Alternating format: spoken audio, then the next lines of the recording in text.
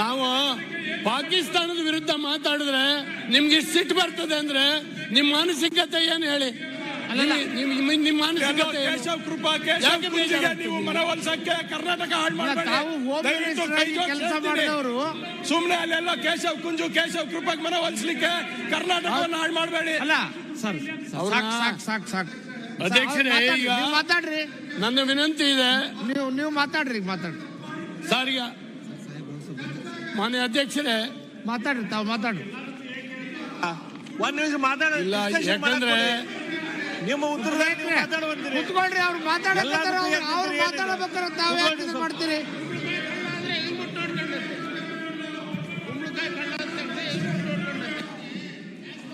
ನಿಮ್ಮ ಅಧ್ಯಕ್ಷರೇ, ಯಾಕಂದ್ರೆ ನೀವ್ಯಾರೋ ಬಾಂಬ್ ಹಾಕಿದಿರೋ ಅಥವಾ ಇನ್ನೇನೋ ನಾನು ಎಲ್ಲೂ ಹೇಳಲಿಲ್ಲ. ಯಾರು ಈ ದೇಶದ ಒಳಗಡೆ ಬಾಂಬ್ ಹಾಕಿದ್ರು ಅವ್ರ ಮೇಲೆ ಹೇಳಿದ್ರೆ ನಿಮ್ಗೆ ಯಾಕೆ ಸಿಟ್ಟು ಬರ್ತದೆ? ಚರ್ಚೆ ಆಗ್ಬೇಕಾಗಿದ್ದು ಇದೇನೆ, ಚರ್ಚೆ ಮತ್ತೆ ನೆಕ್ಸ್ಟ್ ಮಾತಾಡಿ. ಈಗ ಅವ್ರಿಗೆ ಹೇಳಿ. ಅಲ್ಲ ನಂದಸ್ವಾಮಿ ಅವರೇ, ಯಾಕಂದ್ರೆ ನಂದಸ್ವಾಮಿ ನೆಕ್ಸ್ಟ್ ನೀವು ಮಾತಾಡಿ. ನಿಮ್ಗೆ ಮಾತಾಡ್ಲಿಕ್ಕೆ ಅವಕಾಶ. ನಂದಸ್ವಾಮಿ ಮಾತಾಡಿ ನೆಕ್ಸ್ಟ್ಗೆ. ಈಗ ಆರ್ಗೆ ಜಾನಂದ್ ಅವರೇ, ಈಗ ನಿನ್ನೆ ಸಬ್ಜೆಕ್ಟ್ ಸಂಬಂಧ ಬಗ್ಗೆ ಚರ್ಚೆ ಮಾಡಿ ಬೇರೆ ವಿಚಾರ ಎಲ್ಲ ಬೇಗ ತಗೊಳ್ಬಹುದು. ಈ ಗಂಭೀರವಾದಂತ ಅತ್ಯಂತ ಗಂಭೀರತೆಯಿಂದ ಚರ್ಚೆ ಮಾಡ್ಲಿಕ್ಕೆ ಈಗ ಇಲ್ಲಿ ಒಟ್ಟಾರೆ ಆ ಒಂದು ವಿಚಾರ ಇಟ್ಕೊಂಡು ಆ ಕಡೆ ಟಾರ್ಗೆಟ್ ಮಾಡ್ದ ಈ ಕಡೆ ಟಾರ್ಗೆಟ್ ಮುಖ್ಯ ಅಲ್ಲ.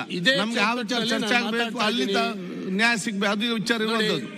ತಾವೆಲ್ಲ ಒಗ್ಗಟ್ಟಿಂದ ಇರ್ಬೇಕು. ಅವ್ರನ್ನ ಯಾಕಂದ್ರೆ ಇಲ್ಲಿ ಯಾರ್ದೋ ಮೇಲೆ ಆಪಾದನೆ ಮಾಡ್ತಾ ಇಲ್ಲ, ಅಥವಾ ಕಾಂಗ್ರೆಸ್ ಪಕ್ಷದ ಮೇಲೂ ನಾನು ಆಪಾದನೆ ಮಾಡ್ತಾ ಇಲ್ಲ.